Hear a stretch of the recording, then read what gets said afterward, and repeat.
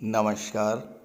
ज्योतिष शास्त्र में श्रद्धा और विश्वास रखने वाले सभी जातकों का पारलौकिक जगत चैनल में बहुत बहुत स्वागत है।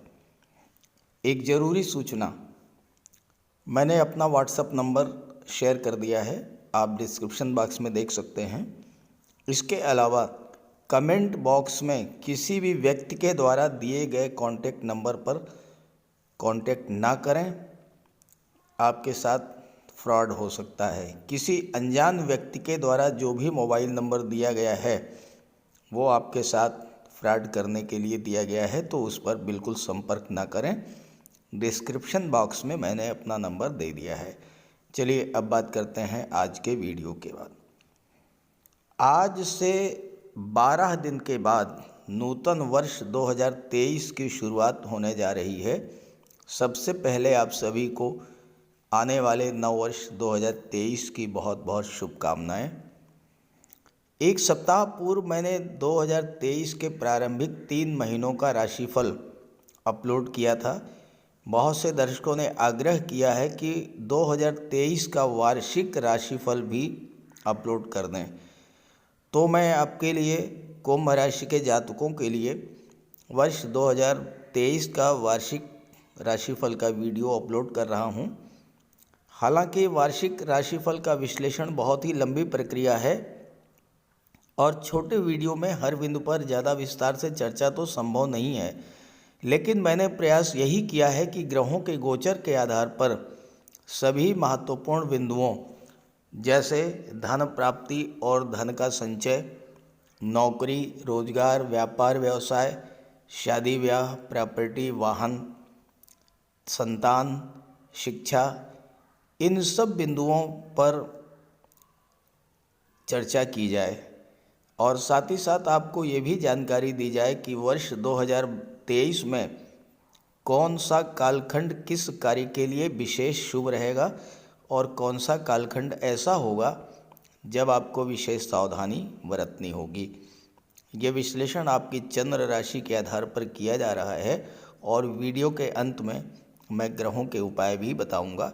तो चलिए वीडियो शुरू करते हैं। तो ये है कुंभ राशि के जातकों की कुंडली।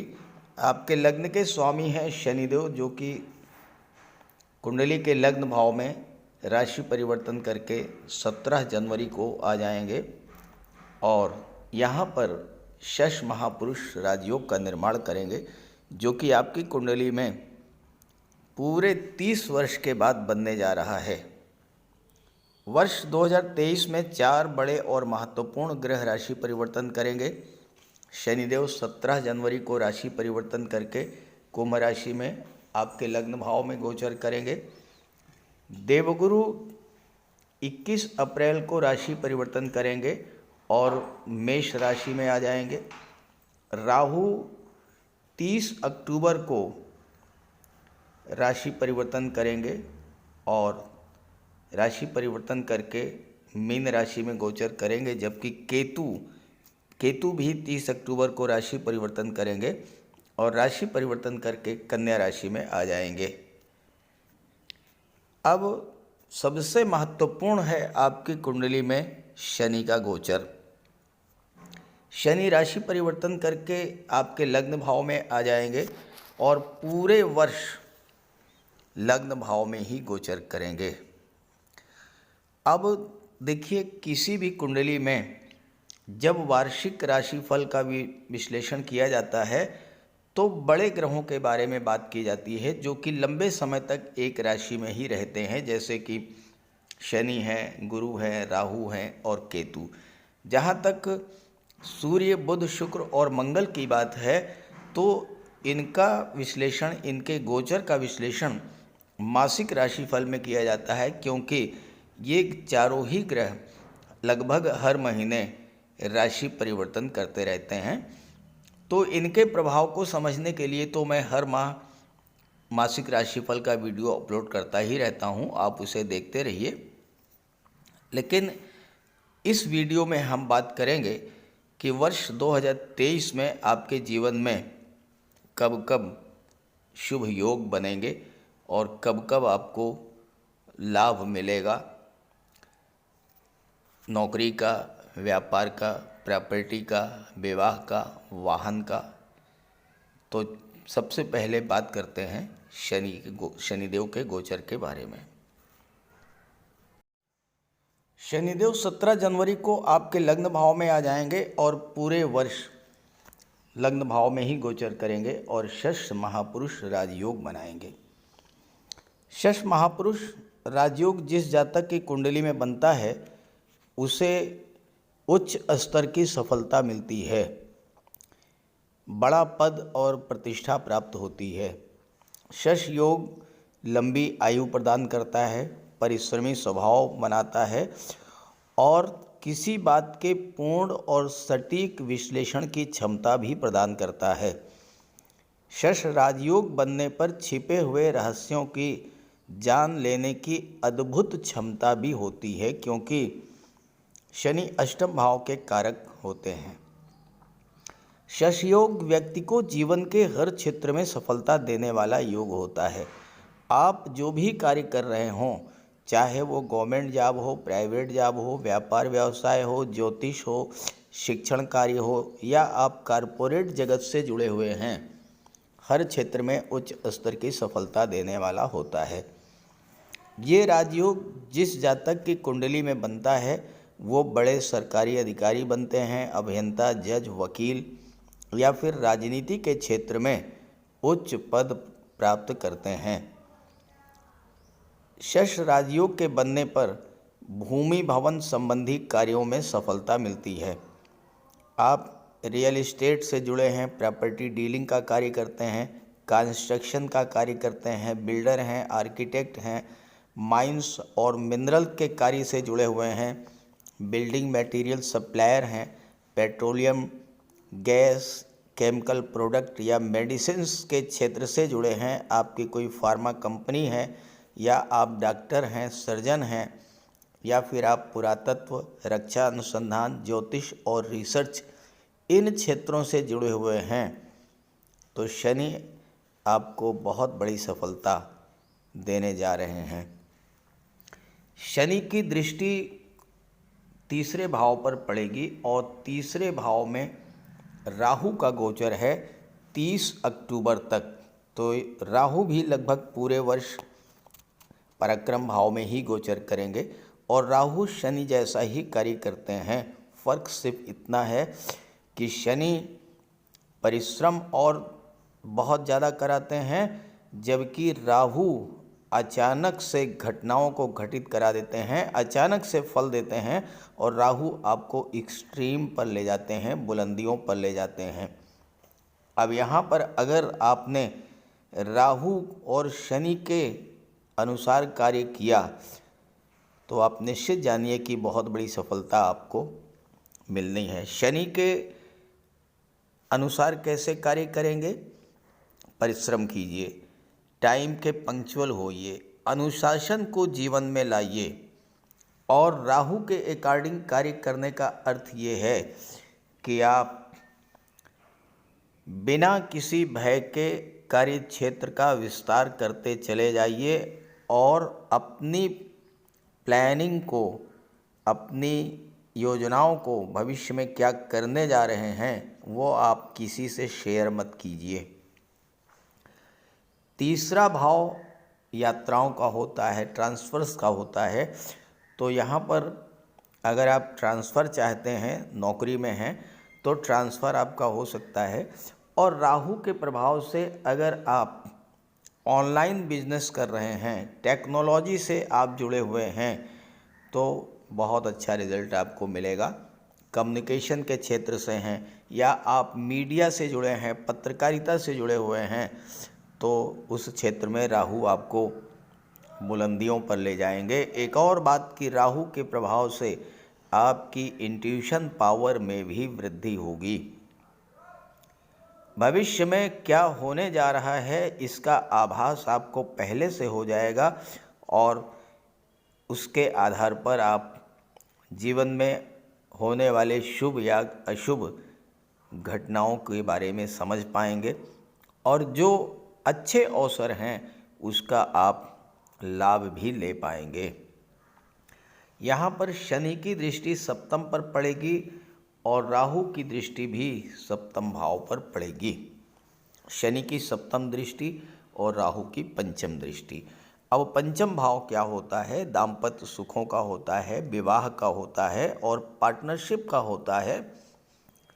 अचानक से आपका विवाह तय हो सकता है 2023 में। इसके अलावा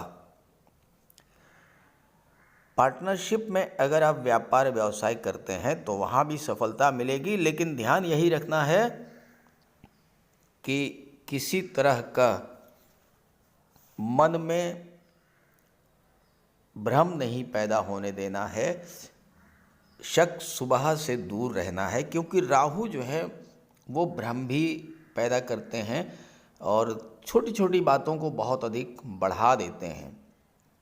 और जब शनि की भी दृष्टि पड़ रही है तो होगा क्या कि चाहे वो लाइफ पार्टनर हो, आपके लव पार्टनर हो या बिजनेस पार्टनर हो, कोई सी छोटी बात होगी, छोटी सी छोटी बात को राहु से बहुत अधिक बढ़ा देंगे।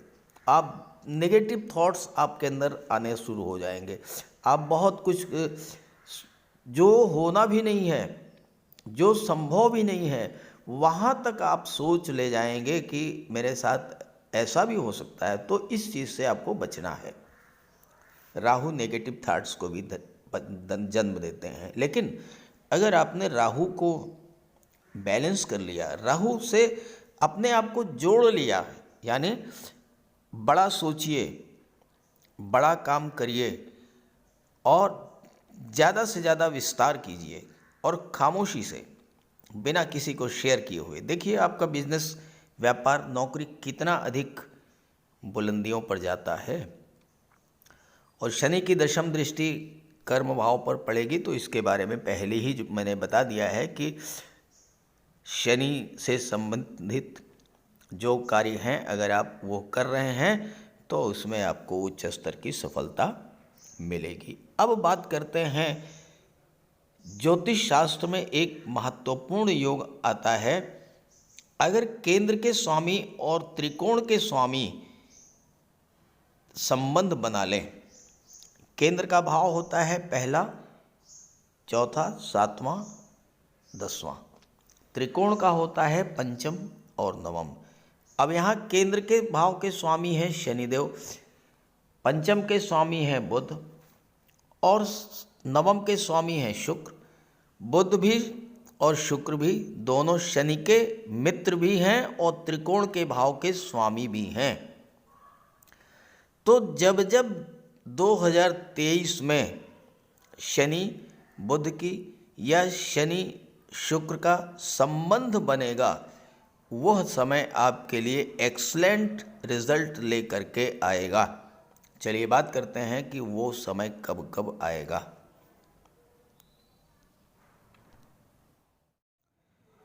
आपकी कुंडली में केंद्र के भाव के स्वामी शनिदेव हैं, त्रिकोण के भाव के स्वामी बुध हैं। देखिए यहाँ पर 3 लिखा है, 3 का मतलब मिथुन राशि, मिथुन राशि के स्वामी बुध। तो पहले त्रिकोण के स्वामी हुए बुध। दूसरा त्रिकोण है नवम भाव, यहाँ 7 लिखा है, 7 का मतलब तुला राशि, तुला राशि के स्वामी शुक्र। तो बुध और शुक्र त्रिकोण के भाव के स्वामी हुए। अब इनका संबंध कब बनेगा? जब बुध या शुक्र का गोचर या तो कुंभ राशि में हो और या फिर सिंह राशि में हो, उस समय केंद्र त्रिकोण संबंध बनेगा, बहुत बड़ा राजयोग बनेगा। अब आप देखिए, डेट्स नोट करिए। पहले शुक्र की बात करते हैं। 22 जनवरी को, वर्ष की शुरुआत से ही 22 जनवरी को शुक्र का गोचर कुंभ राशि में होगा। शनि और शुक्र की युति बनेगी, केंद्र त्रिकोण संबंध बन गया। लग्न भाव में आपके व्यक्तित्व में बहुत बड़ा परिवर्तन आएगा। कर्मशील होंगे आप, परिश्रम करने की क्षमता बनेगी और वाणी अत्यंत मधुर होगी, व्यवहार अत्यंत मिलनसार होगा। अपने कार्यों से, अपने व्यवहार से आप लोगों को प्रभावित करेंगे। शनि और शुक्र की दृष्टि सप्तम भाव पर पड़ेगी। सप्तम भाव विवाह का होता है। 22 जनवरी से 15 फरवरी के बीच आप डेट नोट कर लीजिए, विवाह का प्रबल योग बनेगा। सप्तम भाव पर शनि और शुक्र दोनों की दृष्टि पड़ेगी। साथ ही साथ दाम्पत्य जीवन में या पार्टनरशिप में किसी प्रकार की कटुता आ गई थी, वह भी दूर होगी। संबंधों में बहुत बड़ा सुधार देखने को मिलेगा और ये स्थिति यहाँ तक प्रभावी होती है कि वो दंपति जो कि तलाक के कगार पर हैं, जिनमें डाइवोर्स की स्थिति बन रही है, वह भी शनि शुक्र के केंद्र त्रिकोण संबंध बनने पर वापस दाम्पत्य सुखों की ओर लौट सकते हैं। और इसके बाद ये जो केंद्र त्रिकोण राजयोग है, यह दोबारा बनेगा सप्तम भाव में। शुक्र का गोचर सप्तम भाव में होगा 7 जुलाई से लेकर के और 7 अगस्त तक, और शनि की दृष्टि शुक्र पर पड़ेगी और एक बार फिर से केंद्र त्रिकोण राजयोग बन जाएगा। यहाँ पर आपको सप्तम भाव के सभी शुभ फल प्राप्त होंगे। विवाह हो सकता है, दाम्पत्य सुखों में वृद्धि होगी, पार्टनरशिप में व्यापार करते हैं उसमें भी आपको सफलता मिलेगी। ये तो बात हुई शनि और बुध के गोचर की, शनि और शुक्र के गोचर की। अब बुध की बात कर लें। बुध पंचम के स्वामी हैं और शनि और बुध का जब संबंध बनेगा, दो प्रबल मित्रों का संबंध बनेगा 27 फरवरी से 16/3 के बीच में। 27 फरवरी से 16/3 के बीच में बुध का गोचर लग्न भाव में होगा, कुंभ राशि में शनि और बुध की युति बनेगी। ये समय आपके लिए व्यापार के क्षेत्र में उन्नति के प्रबल योग लेकर के आएगा। साथ ही साथ अगर आप बुध से रिलेटेड कार्य करते हैं, बुद्धि से रिलेटेड कार्य करते हैं, वाणी से रिलेटेड कार्य करते हैं, आप शिक्षक हैं, बैंकिंग सेक्टर से जुड़े हैं, फाइनेंस सेक्टर से जुड़े हैं, ऑनलाइन काम करते हैं, आप मार्केटिंग से जुड़े हैं, शेयर मार्केट से जुड़े हुए हैं, इंश्योरेंस का कार्य करते हैं, आईटी सेक्टर, कंप्यूटर या कम्युनिकेशन से जुड़े हुए हैं, मैनेजमेंट के क्षेत्र से जुड़े हुए हैं, तो ये समय आपके लिए लाभ के प्रबल योग लेकर के आएगा। कार्य क्षेत्र में भी प्रगति होगी, धन का भी लाभ होगा। और चूंकि बुध अष्टम भाव के स्वामी हैं, तो 27 फरवरी से 16 मार्च के बीच में आपको गुप्त धन की प्राप्ति हो सकती है। आप अगर रिटायर्ड गवर्नमेंट एम्प्लॉय रहे हैं तो आपको गुप्त धन की प्राप्ति हो सकती है, यानी कि आपके पेंशन शुरू हो सकती है, आपको ग्रेच्युटी का पैसा मिल सकता है, इंश्योरेंस का पैसा मिल सकता है, आपका फंड का पैसा मिल सकता है इस गोचर काल में। और दूसरा योग बनेगा शनि और बुध का, जब बुध का गोचर सप्तम भाव में होगा, और ये समय होगा 25 जुलाई से लेकर के और 1 अक्टूबर तक। बुध सप्तम में होंगे, शनि की दृष्टि पड़ेगी, केंद्र त्रिकोण राजयोग बन गया। अब आप इन डेट्स को नोट करते चलिए और इन डेट्स से संबंधित जो भी रिजल्ट्स मिलने हैं, आप उस दिशा में अगर प्रयास करेंगे आपको सफलता मिलेगी। यहाँ पर बुध पंचम के स्वामी हैं और शनि के साथ केंद्र त्रिकोण राजयोग बना रहे हैं। छात्रों के लिए ये समय बहुत अच्छा रहेगा। कॉम्पिटिटिव एग्जाम्स को क्लियर करने का बहुत बेहतर समय है। और चूंकि शनि 12वें भाव के भी स्वामी हैं, विदेश जाने की आपकी इच्छा थी, विदेश जाकर के सेटल होने की इच्छा थी, आपकी वो इच्छा भी पूरी होगी। बहुत लंबे समय तक बुध का गोचर रहेगा सप्तम भाव में 25 जुलाई से 11 अक्टूबर तक, और इस गोचर काल में आप विदेशी व्यापार को बढ़ा सकते हैं, बुलंदियों पर ले जा सकते हैं, नए नए व्यापारिक अनुबंध होंगे, और साथ ही साथ विदेश सेवा में या फिर विदेशी कंपनी में, किसी मल्टीनेशनल कंपनी में आपको नौकरी भी मिल सकती है, कंप्यूटर कम्युनिकेशन या मैनेजमेंट के क्षेत्र में। और अगर आप पार्टनरशिप में व्यापार करते हैं तो शनि और बुध का ये जो संबंध है ये आपके पार्टनरशिप के व्यापार को बुलंदियों पर ले जाने वाला होगा। देखिए, वार्षिक राशिफल में शनि, गुरु, राहु, केतु इन्हीं पर विशेष ध्यान दिया जाता है, लेकिन जब इनके संबंध सूर्य, मंगल, बुध या शुक्र से बनते हैं तो उस समय एक्सलेंट रिजल्ट्स मिलते हैं। तो उसी पर चर्चा करेंगे। बुध और शुक्र की तो बात हो गई। ज्योतिष शास्त्र का एक सिद्धांत है कि जब दो ग्रह एक दूसरे से त्रिकोण पर होते हैं तो बहुत अच्छा रिजल्ट देते हैं। अब शनि से त्रिकोण के भाव पर कौन है? पंचम भाव और नवम भाव। तो जब सूर्य या मंगल का गोचर पंचम या नवम में होगा तो शनि और सूर्य एक दूसरे से त्रिकोण पर होंगे, शनि और मंगल एक दूसरे से त्रिकोण पर होंगे, तो दोनों ही ग्रह बहुत अच्छा रिजल्ट देंगे। सूर्य की बात करें तो 15 जून से और 17 जुलाई, ये डेट आप नोट कर लीजिए।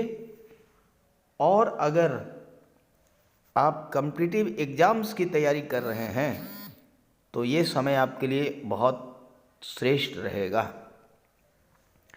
शनि से सूर्य त्रिकोण पर हैं तो शनि और सूर्य एक दूसरे को एक्टिवेट करेंगे, एक दूसरे को बल को बढ़ाएंगे। सूर्य क्या है? सूर्य है शासन प्रशासन, राजनीति, न्यायिक सेवा, विदेश सेवा। अब अगर आप आईएएस, आईपीएस, सिविल सर्विसेज की तैयारी कर रहे हैं या कॉम्पिटिटिव एग्ज़ाम्स की तैयारी कर रहे हैं तो सफलता मिलेगी आपको। शनि विदेश भाव के स्वामी हैं। 15 जून से 17 जुलाई के बीच आप विदेश जाने का कार्यक्रम बना रहे हैं, सफलता मिलेगी। विदेश जाने का सपना आपका पूरा होगा। साथ ही साथ विदेश सेवा में आपको जॉब मिल सकती है या फिर किसी फॉरेन एम्बेसी में या किसी विदेशी मल्टीनेशनल कंपनी में भी आपको नौकरी मिल सकती है। और इसके बाद सूर्य का गोचर जब नवम भाव में होगा तुला राशि में, तो उस समय फिर सूर्य और शनि का संबंध बनेगा। सूर्य शनि से त्रिकोण पर होंगे और ये समय होगा 18/10 से और 17/11 का। हालांकि इस समय सूर्य नीच के होते हैं, लेकिन शनि से त्रिकोण होने पर अगर आप एफर्ट्स करेंगे, परिश्रम करेंगे, एक एक मिनट का समय बचा करके कार्य करेंगे, टाइम के पंक्चुअल रहेंगे, आप नोट कर लीजिए, आपको सफलता मिल जाएगी। 18/10 से 17/11 के बीच में देखिए, भले ही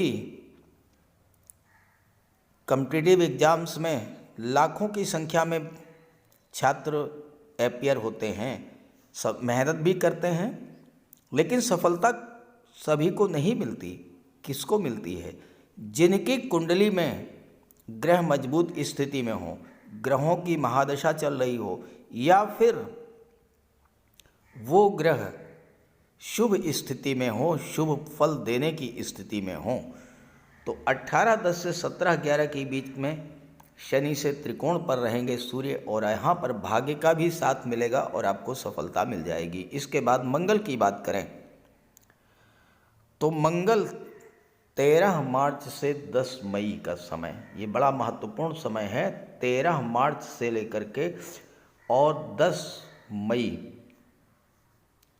मंगल पंचम भाव में गोचर करेंगे, शनि से त्रिकोण पर हैं। अब मंगल और शनि या शनि और सूर्य भले ही शत्रुवत संबंध रखते हैं, लेकिन जब त्रिकोण पर होते हैं तो एक दूसरे को एक्टिवेट कर देते हैं। तो क्या होगा? मंगल क्या है? पंचम भाव में गोचर कर रहे हैं। पंचम भाव शिक्षा और संतान का होता है। आपकी संतान को नौकरी मिल सकती है, विशेष करके मंगल से संबंधित क्षेत्रों में। Army, air force, navy, military, police विभाग, मेडिकल और सर्जरी, टेक्नोलॉजी, इंजीनियरिंग का क्षेत्र या फायर रिलेटेड एरियाज़ में आपको नौकरी मिल सकती है। और मंगल चूंकि दशम भाव के स्वामी भी हैं और जब शनि से त्रिकोण पर होंगे पंचम भाव में, तो इन क्षेत्रों में अगर आप प्रयासरत हैं तो आपको 3 से 10 मई के बीच सफलता मिलेगी। हालांकि मंगल का गोचर पंचम भाव में है तो थोड़ा सा आपको संतान की प्रति सावधान भी रहना होगा।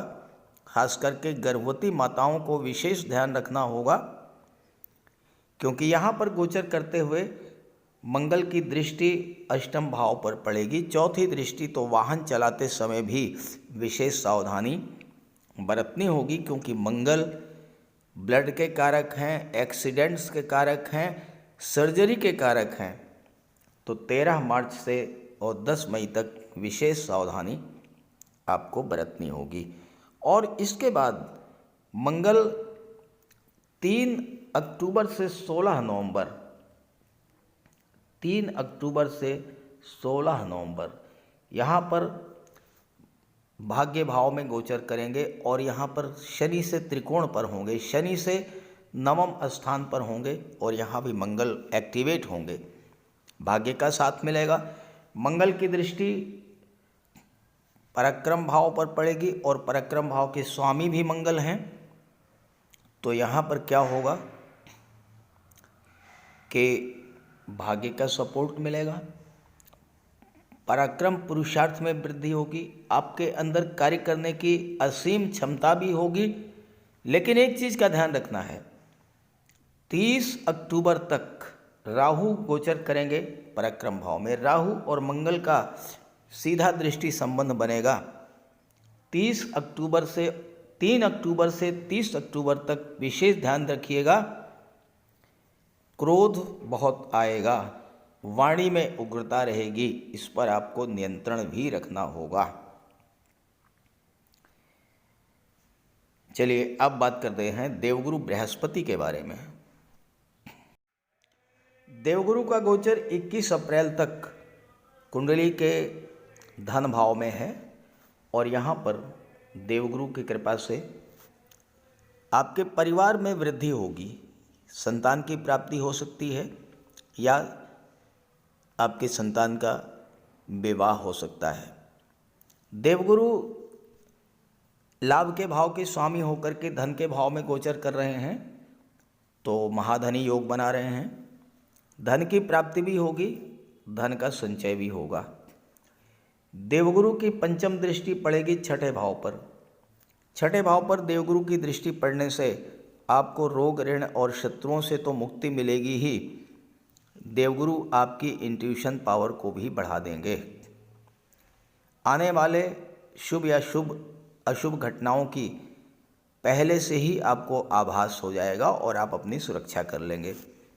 देवगुरु की दृष्टि अष्टम भाव पर पड़ेगी और अष्टम भाव पर पड़ने से आपको दैवी सपोर्ट मिलेगा, ईश्वर की विशेष कृपा आपकी रहेगी, धर्म अध्यात्म में आपकी रुचि बढ़ेगी। और एक बात ध्यान दीजिए, कुंभ राशि के जातकों पर 7.5 का विशेष दूसरा चरण चल रहा है और आपको शनिदेव का विशेष उपाय करते रहना चाहिए।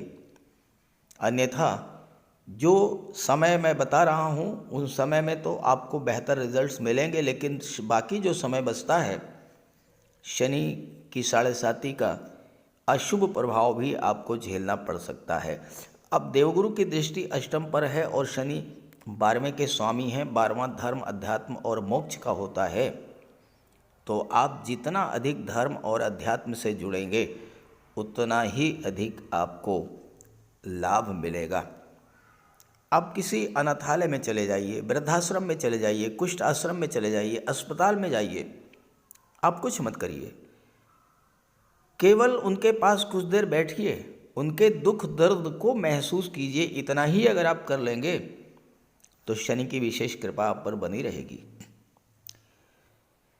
देवगुरु की दृष्टि कर्म भाव पर पड़ेगी तो कार्य क्षेत्र में भी विस्तार होगा। खास करके अगर आप धर्मगुरु हैं, पुरोहित हैं, काउंसलर हैं, फाइनेंस सेक्टर से जुड़े हैं, या ब्याज बट्टा गिरवी का कार्य करते हैं, या फिर आप स्वर्णकार हैं, जौहरी हैं, तो कार्य क्षेत्र में भी आपको सफलता और लाभ मिलेगा। देवगुरु का गोचर 21 अप्रैल को पराक्रम भाव में हो जाएगा। यहाँ पर राहु का भी गोचर है। अब आपको देखिए 21 अप्रैल से और 30 अक्टूबर का जो समय है, इसमें आपको विशेष सावधानी बरतनी होगी। क्या होगा, राहु और गुरु जब दोनों एक साथ होते हैं तो गुरु चांडाल योग बनता है, बहुत ही खराब योग माना जाता है। इसमें क्या होता है कि बुद्धि भ्रमित हो जाती है। देवगुरु ज्ञान के कारक हैं, राहु भ्रम पैदा करते हैं। अब आप कुछ जानकारी है कि ये जो मैं काम करने जा रहा हूँ ये ठीक नहीं है, ये आप समझ रहे हैं, इस बात का ज्ञान है आपको, इसके बावजूद आप वह कार्य कर डालेंगे, क्योंकि राहु आपकी बुद्धि को भ्रमित कर देंगे। तो इस गोचर काल में आपको अपने आप पर विशेष नियंत्रण रखना होगा। कोई भी कार्य करने से पहले आप उसको 10 बार सोच लें। और दूसरी बात यह है, गुरु चांडाल योग जो है ये माता पिता, गुरु, वृद्ध जनों के प्रति उपेक्षा की भावना, अपमान की भावना पैदा करता है। लेकिन अगर आपको इस अशुभ योग से बचना है तो भूल करके भी अपने माता पिता, गुरु या वृद्ध जनों का अपमान मत कीजिएगा। जैसे ही आपने कर दिया, राहु प्रभावी हो जाएगा, आपकी बुद्धि भ्रष्ट हो जाएगी, आप देखिएगा आपको नुकसान हो जाएगा, बहुत बड़ा नुकसान हो जाएगा। राहु और गुरु का गुरु चांडाल योग जो है, अगर आपको इसको मैनेज नहीं कर पाए तो ये योग आपको बहुत बड़ा नुकसान दे सकता है। तो करना क्या है, आप जैसे ही गुरु का गोचर पराक्रम भाव में हो, वैसे तो आपको हमेशा करना चाहिए, लेकिन इस गोचर काल में माता पिता, गुरु और वृद्ध जनों का विशेष ध्यान रखें, उनका सम्मान करें, उनकी सेवा करें, उनका आशीर्वाद प्राप्त करें। अगर आपने ये कर लिया तो राहु और गुरु के चांडाल योग का आप पर कोई असर नहीं होगा, और फिर तो राहु और गुरु मिल करके आपको बुलंदियों पर भी पहुंचा देंगे। क्योंकि गुरु ज्ञान है, राहु एक्सट्रीम को शो करते हैं, बुलंदी को शो करते हैं, तो आप हर क्षेत्र में आगे जाएंगे। गुरु की दृष्टि भाग्य भाव पर पड़ेगी, भाग्य का सपोर्ट मिलेगा। गुरु की दृष्टि सप्तम पर पड़ेगी, आपका विवाह करा देंगे। गुरु की दृष्टि लाभ के भाव पर पड़ेगी तो आपको धन का लाभ, संतान का लाभ, शिक्षा का लाभ, फ्रेंड सर्किल से लाभ, ये सब आपको मिलेगा। बस ध्यान यही रखना है कि गुरु चांडाल योग से अपने आप को बचा करके रखना है, और उसके लिए जो उपाय बताया है मैंने, वो उपाय करिएगा। अब आइए बात करते हैं राहु और केतु के बारे में। राहु का गोचर कुंडली के पराक्रम भाव में लगभग 10 माह तक रहेगा, 30 अक्टूबर तक। और तीसरा भाव जो है ये राहु का पक्का घर होता है। राहु तीसरे भाव में अति विशिष्ट कारक होते हैं। राहु एक्सट्रीम को शो करते हैं। आप अपने क्षेत्र में ज़्यादा से ज़्यादा लाभ अर्जित करना चाहेंगे, चाहे इसके लिए आपको कितना भी परिश्रम करना पड़े, और परिश्रम आप करेंगे क्योंकि शनि आपके लग्न में बैठे हैं। यहाँ पर राहु आपकी इंट्यूशन पावर को बढ़ा देंगे। आप हमेशा सतर्क और सावधान रहेंगे। राहु अगर तीसरे भाव में आपकी जन्म कुंडली में है तो आप में इतनी बड़ी क्षमता होगी कि आप सपनों के माध्यम से भविष्य को देख सकेंगे। राहु यहाँ पर शुभ स्थिति में है तो आप बहुत अधिक धन दौलत अर्जित करेंगे, आपके पराक्रम साहस में वृद्धि करेंगे। तीसरे भाव वाले जो राहु होते हैं ये बड़े बड़े राजनेता, बड़े बड़े इंडस्ट्रियलिस्ट बनते हैं। राहु आपको संतान की भी प्राप्ति कराएंगे और शत्रुओं पर भी विजय दिलाएंगे। लेकिन ध्यान दीजिएगा कि अगर आपकी जन्म कुंडली में राहु अशुभ हुए तो आपका धन आपके भाई और रिश्तेदार ही खर्च कर देंगे। आप पैसा उधार देंगे तो पैसा वापस नहीं होगा। साथ ही साथ राहु यहाँ पर आपको यात्राएं भी कराएंगे, तो राहु का आप उपाय भी करते रहिएगा। हालांकि राहु 10 माह तक चूँकि शनि की दृष्टि पड़ेगी तो आपको हर क्षेत्र में सफलता ही देने वाले हैं।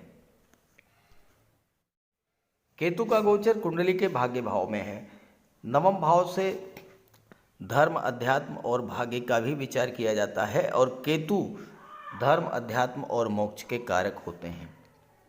तो यहाँ पर केतु बहुत अच्छा रिजल्ट देते हैं। नवम भाव भाग्य का होता है, धर्म अध्यात्म का होता है, गुरु का होता है, लंबी यात्राओं का होता है, तीर्थ यात्राओं का होता है और उच्च शिक्षा का होता है। तो केतु भाग्य का साथ तो दिलाएंगे ही, आपको अद्भुत बौद्धिक क्षमता भी प्रदान करेंगे। आप उच्च शिक्षा प्राप्त करेंगे मैनेजमेंट के क्षेत्र में, आईटी सेक्टर में। आप एमबीए, एमसीए, बीएड या किसी अन्य स्ट्रीम में हायर एजुकेशन चाहते हैं तो केतु आपको सपोर्ट करेंगे। नवम भाव में जब केतु होते हैं तो बुध के गुणों में वृद्धि कर देते हैं और आप शिक्षा के क्षेत्र में, लेखन के क्षेत्र में, बैंकिंग या फाइनेंस सेक्टर में भी बहुत आगे जा सकते हैं। अब जहाँ तक कौन सा कालखंड ऐसा है जब आपको विशेष सावधानी बरतनी है, तो वो मैं पहले ही बता चुका हूँ। एक बार आपको फिर से रिपीट कर देता हूँ कि 13 मार्च से और 10 मई के बीच जब मंगल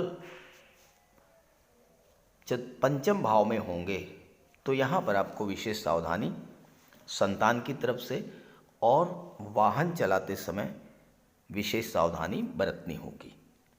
तो ये रहा कुंभ राशि के जातकों का वार्षिक राशिफल। ग्रहों का ज़्यादा से ज़्यादा आप लाभ ले सकें, इसके लिए आपकी जन्म कुंडली में जो ग्रह कमज़ोर है उसका उपाय करें, या फिर जिस ग्रह की महादशा या अंतर्दशा गतिमान है उसका उपाय करें। तो चलिए बात करते हैं उपायों पर। किसी भी जातक की कुंडली में बनने वाले राजयोगों का संपूर्ण लाभ उसे तब मिल पाता है जब राजयोग बनाने वाले ग्रह कुंडली में मजबूत स्थिति में हों। और ज्योतिष शास्त्र में ग्रहों को बल प्रदान करने के लिए उपायों की व्यवस्था की गई है।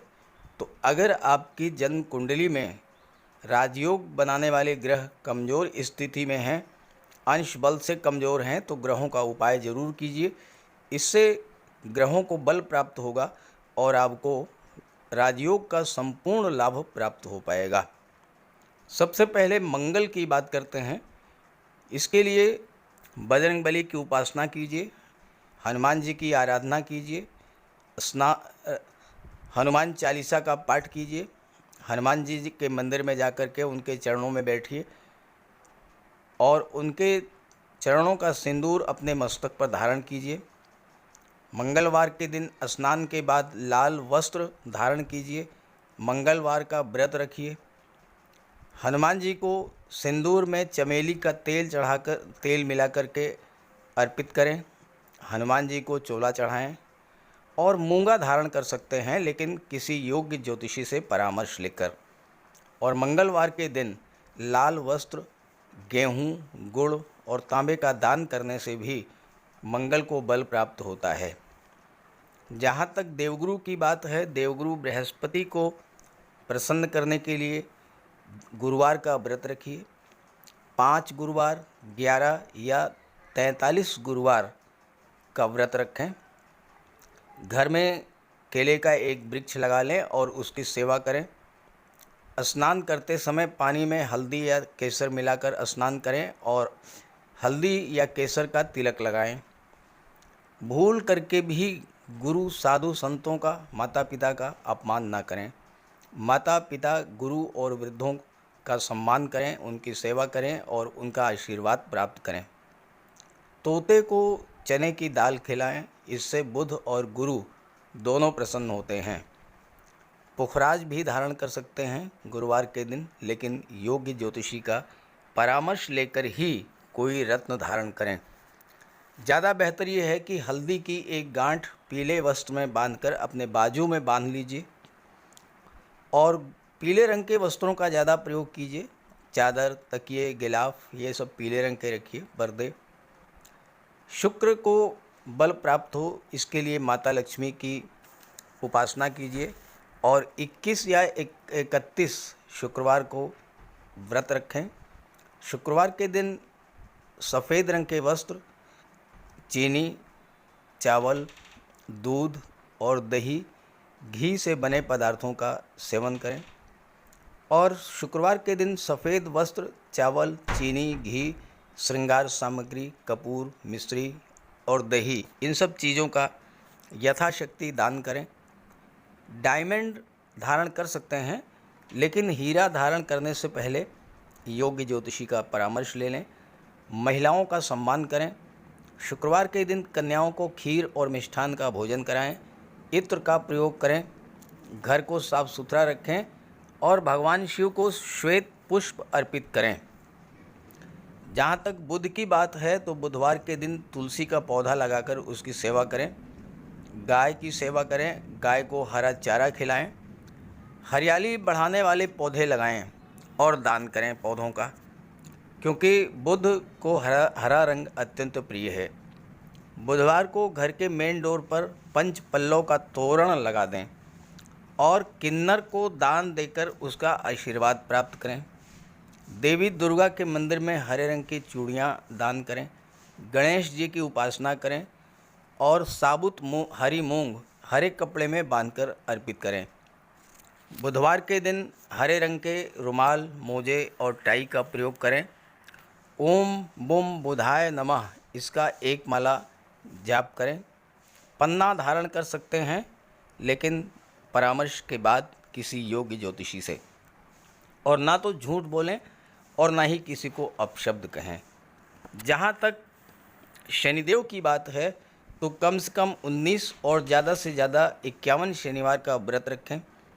पीपल के वृक्ष के नीचे सरसों के तेल का दीपक जलाएं शनिवार के दिन। शनिवार के दिन एक प्याले में, एक कटोरी में सरसों का तेल लेकर के उसमें अपना चेहरा देखिए और फिर उस तेल को दान कर दीजिए। उड़द से बनी पंजीरी, पकौड़ा, चीला, बड़ा, इन सब का सेवन करिए। सरसों के तेल में बने भोज्य पदार्थों का सेवन कीजिए। शनिवार के दिन कंबल, जूता, चप्पल, लोहा, काला तिल, काला उड़द, काले वस्त्र और जटा वाले नारियल दान दें। नीलम धारण कर सकते हैं, लेकिन नीलम धारण करना किसी योग्य ज्योतिषी से परामर्श लेकर धारण करें, क्योंकि नीलम रंग से राजा भी बना देता है और कभी कभी अगर नीलम आपके लिए शुभ नहीं हुआ तो राजा से रंक भी बना देता है। इसलिए नीलम का प्रयोग बहुत सोच समझ कर करें। ज़्यादा बेहतर ये है कि आप गरीबों की हेल्प करें।